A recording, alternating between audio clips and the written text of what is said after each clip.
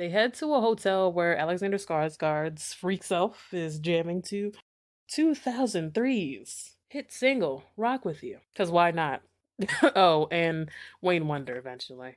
After Van sprinkles crack in his room and reports him to the hotel front desk, they roll out. He doesn't know, he's still kind of in confusion. Basically, at this point in his skivvies, entertaining his guests. We rarely see him in comedic roles, so I feel like this was good for him. So while they're on their adventure, another little random side note, there's more Paperboy promo in the wild for the Paper Chase tour this time. Next, they head to the Parisian Cabrini Green projects, where she does not find a drop she was expecting from some man named Emilio. Who?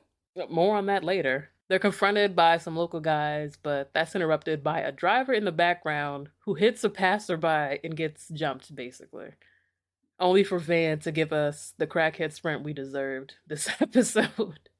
She takes the crew to a museum to catch up with Emilio, only for him not to have the package, but excuses. Carlos, who Van also knows how, I don't know. She's done a lot these weeks. She's lived a life.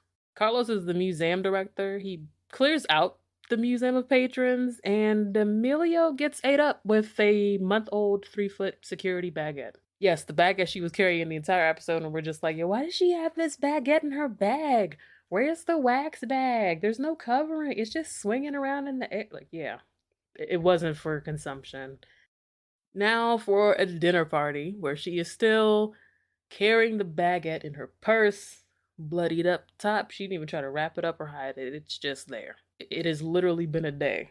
Candace is almost over it, but she's convinced to chill by Zosha and Shanice because, let her live her life. It's fun. She ain't hurting nobody. Well, she is, but she ain't hurting nobody. Like, what?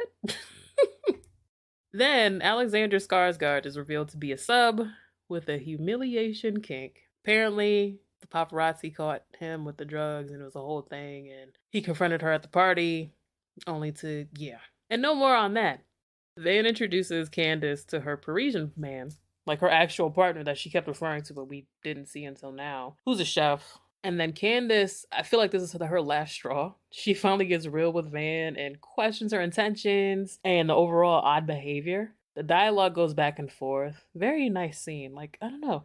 Kitchen scenes always give you that in the moment tension.